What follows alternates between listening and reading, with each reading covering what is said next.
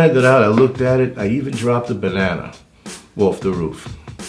I even dropped a banana off the roof to see how long it would take for that banana to get down there. And you know what? It was too long.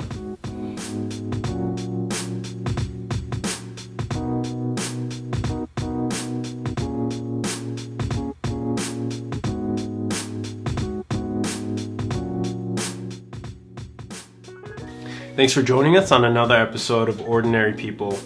If you've watched any of our previous music videos in regards to jazz, you might have seen Jack playing the congas, and he was very kind enough for me to come into his own home and to interview him. And his story is really unique, and I think a lot of us, in particular those who can share an experience that he's going through and learn a lot from him. Jack, thank you so much for being open. My pleasure. My pleasure. Good morning. When you told me your story of what you're currently going through health-wise, I was taken aback, and at first glance, no one would see it. So can you kind of explain to whoever's watching what you're going through? Well, what I'm going through is kidney cancer. I was diagnosed two and a half years ago with this kidney cancer, and it was a weird thing. It's like everything stopped, and knew nothing about it, and all you hear is the word cancer. When you have cancer, it could be lung cancer, kidney, prostate. All you hear is cancer. You don't hear the part. And so, like I said, everything stopped. I didn't know what to do, but I got in touch with the right doctors, and my journey through cancer has, so far, God's blessed me with hitting the right doctors at the right time. Yeah. When you found out that you had cancer, how did you respond to that? I responded to it like, this is the end. I'm 52 years old, and this is as far as I got. I was scared, and as strong as my faith was, to be honest with you, it was like I didn't even, at the first few days maybe, it was like, oh my God, why'd you do this to me? But I learned that God doesn't do this to you. This is something that happens to us is in our bodies. What God does is He gives you the strength to go through it, and that's what He did for me. He gave me strength I never knew I had, and He guided me toward the right doctors, and I believe that. With the help of my wife, who does all my research. I mean, she's an angel sent to me. Yeah. And like I said, she does all the research. She knows more about kidney cancer, I think, than my doctors do. And I know enough. I can't read it, I can't listen to it, but I do what I can to give back and to inspire people. I don't mind talking about it. And tell me about some of the treatment that you've had to go through.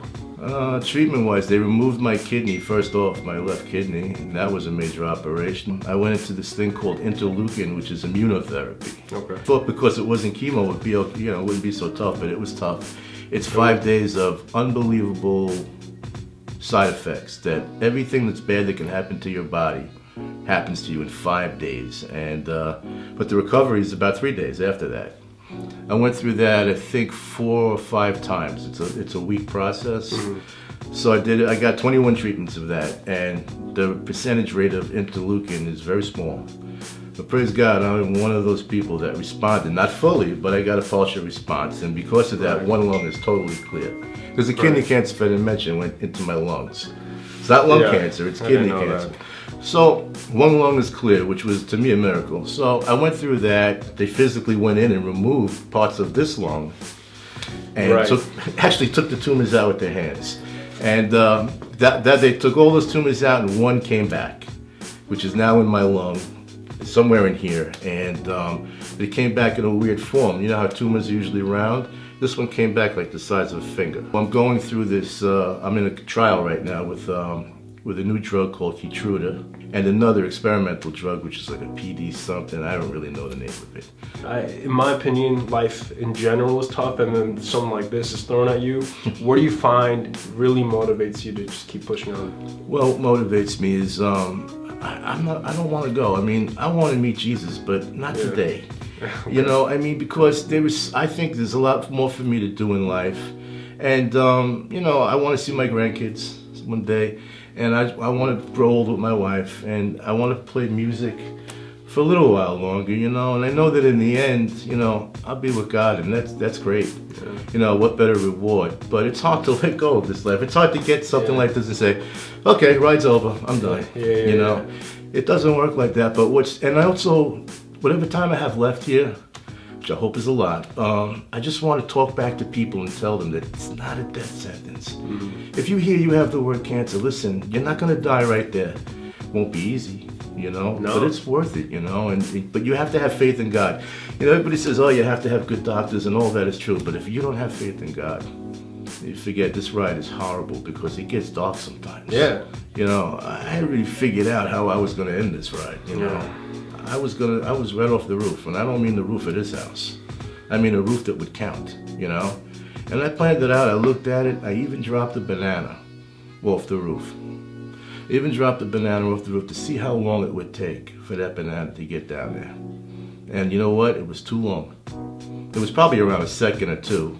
It was too long for me. And I dropped that banana and I said to myself, no, I can't do this. I saw all the people in my life. I saw my kid. I saw me not being here anymore. It's like, you know, I can do this. God is going to help me through this. And he did. And he sends you angels. I don't care what anybody tells you, man. It's not a quote. It's not, you know, me being like silly and stuff, but he really does send you angels. And he sent me a few in my life. The most is my wife. Because without her, I tell you something, I would have followed that banana right off the roof. I guarantee you. And I'm not ashamed to say that. Because you want to know something, you have to have something to live for. You know, you really do. But you'll always find something, you know. So I encourage people, you know, if you don't know exactly what you have to live for when you hear that you have this stuff, don't run and do this. Search. You will find something inside of you. And that's usually God telling you no. You know, because really, he's the only one who has the right to take you out, is God, you know. When I first met you, you were playing the congas, you were playing jazz.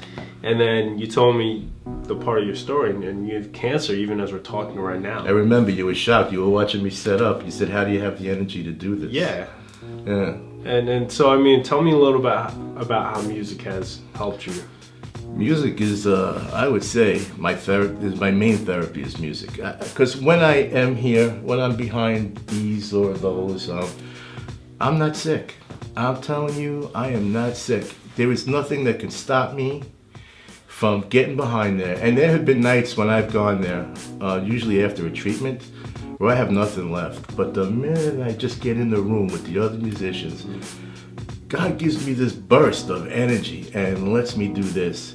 And when it's over, boom, I sleep for like a day. But when I'm behind there, I'm not sick, and that's therapy. That's how I look at it. You know, everybody says, oh, you know, that's what's keeping you alive. And sometimes I say, you know, maybe that is it, because if I couldn't do this, I think that's where depression would set in, you know, and we all know that that's not a nice place to be. I've been there. Unfortunately, I visit there every now and then. You know, I can't help that, but when I'm there, I'm not sick. It's cool how you picked it up a while ago, but then you didn't really have opportunities to really start playing in bands until after you got cancer. Yeah. And the fact that you find the energy, plus it brings the energy out of you, but you still put yourself out there in the middle of all of this going on, which is awesome, because I feel like a lot of people, they would just kind of hold up, think about, hey, you know, I'm fighting with this, let me just take care of that, and then I'll take care of life. Yeah, but you know, and that might work for some people, but I think for me is what, like I said, I'm not sick when I'm behind it. Your mind is the biggest part of your healing, is your mind. So if more I do this, the more I'm not thinking about this cancer.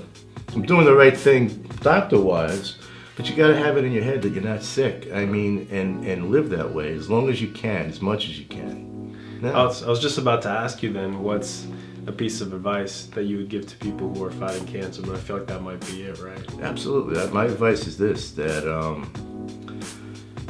you know what you have, know what you're dealing with, and listen to what your doctors tell you to do. But you have to keep a positive outlook. And I know that might sound like a cliche, but it's the truth. And always know that, you know, let the doctors fight this part, the physical part. It's up to you to fight this, and this is the bigger part of the battle. It absolutely is. I tell people that all the time. The biggest part of your battle is in your head. You gotta have your mindset that you're gonna beat this. Even if they tell you you're not, don't listen to them. One doctor told me in the beginning, said I had 40, maybe 40 months. The average guy lives about 40 months. Well, you know what? I don't believe that at all. I'm planning my 70th birthday party. You're all invited. I think that you have to keep it in your head. You have to have faith in God. Without that, I believe you can't do this, because I know I couldn't. And always remember, I tell people, listen, I'm not dying of cancer, I'm living with it. And that's how I look at it. Right. That's the only way to do it. Jack, thank you so much for sharing. The pleasure was mine. Thank you. And God bless everybody, Yeah, definitely. Just keep listening to music, and it'll keep you happy, keeps you young. Yeah, for sure. Right. Thank you. All right, thank you.